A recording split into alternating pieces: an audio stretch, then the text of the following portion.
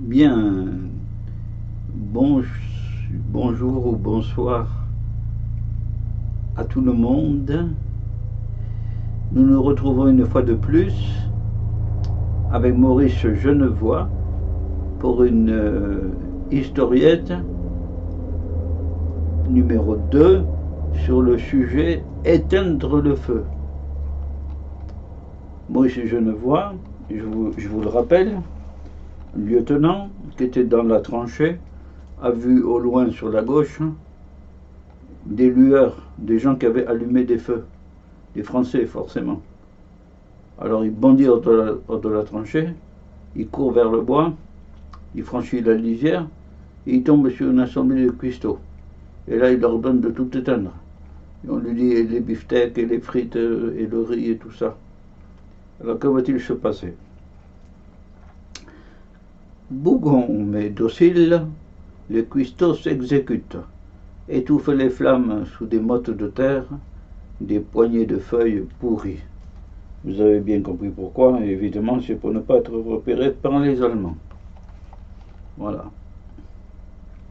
Pendant ce temps, Panechon, c'est son ordonnance, qui m'a suivi, fourre son nez dans les plats et les boutéons, c'est des récipients, à vrai dire, je suis ignorant là, récipients à vin, sans doute, critique, s'informe, il s'informe, Panechon. Et puis il tombe sur un plat de frites. Ben mon vieux, sont battes ces frites-là. Il en saisit une du bout des doigts, négligemment, et l'avale. Puis fameuse, fameuse. Deux autres frites, prestement cuites, sont englouties avec le même naturel. Et Panechon qui recommence. Dis donc, ils sont nourris ceux de ta section. Penses-tu, répond le cuistot. Tu crois tout de même pas que c'est pour la section ces frites-là? Hein? Ces frites-là, c'est pour Narcisse. Narcisse. Quel Narcisse? Et Narcisse, tu saisis, c'est moi qui te cause. Et le cuistot se pesait ses frites, spécialement pour lui, particulièrement soigné. Et Panechon recommence. Et je te colle là. Quoi que c'est, je te colle. Tu le vois pas? Du bon riz au gras. Ça tient au corps et ça réchauffe. Il n'y a rien de tel pour la trancher. Quand même, il est guère beau ton riz, dit Panechon. Tu parles de mastic et les bouts de viande qu'il y a dedans. On dirait des cailloux, tellement qu'ils sont desséchés.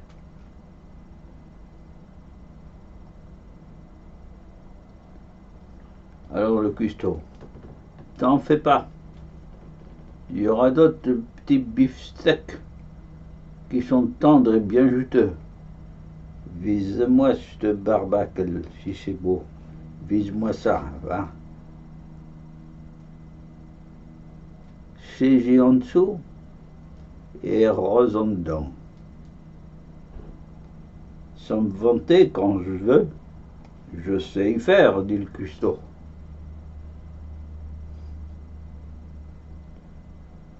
Et Panechon. Et dis donc, ces beefsteaks-là, là, ils sont aussi pour Narcisse? Naturliche. Et c'est bien, le moins. Nous, on trime. On se donne du mal, hein. Alors, hein? Alors Panechon répond. T'as raison, fiston. T'as raison. Mais pendant que nous revenons, Panechon, avec Maurice Genevoix donc, Panechon fouille dans une de ses vastes poches cousues au pan de sa capote, en sort une tranche de viande énorme, dont le jus dégouline sur ses doigts, et souriant comme il sait sourire, il devait avoir un sourire particulier, des paupières et des narines. Il souriait peut-être des paupières et des narines, peut-être. Je lui ai tout de même gentiment chauffé un de ses beefsteaks à cette andouille. Moi aussi, je suis pour la justice. Et ça montrait qu'il soigne si bien en rapport au riz cochonné des copains. Ouais, il soigne lui-même, hein. Et les copains, non. Eh bien, je mangerai le beefsteak à leur santé, à ces cuistots. Voilà. Panechon s'est bien débrouillé. Tout en parlant, il a chippé, il a volé les beefsteaks du cuistot. Saisi au-dessus et rose dedans. Il y a de quoi vous faire saliver, hein. Voilà. Voilà une histoire pittoresque qui montre vraiment le quotidien vespéral, nocturne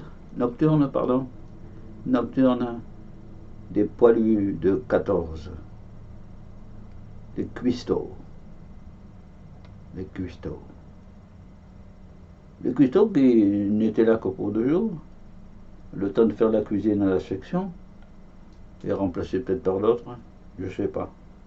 En tout cas, qui ne faisait pas du tout attention au fait d'avoir allumé un feu qui révélait la position aux troupes allemandes, qui étaient plus bas.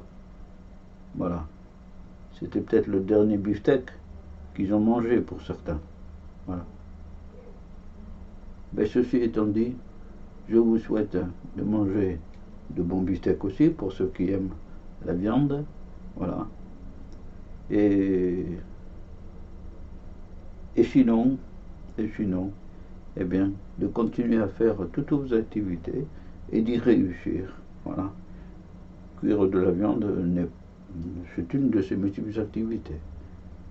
Il faut savoir, hein. Voilà. Bien, je vous dis au revoir à toutes et à tous. Au revoir.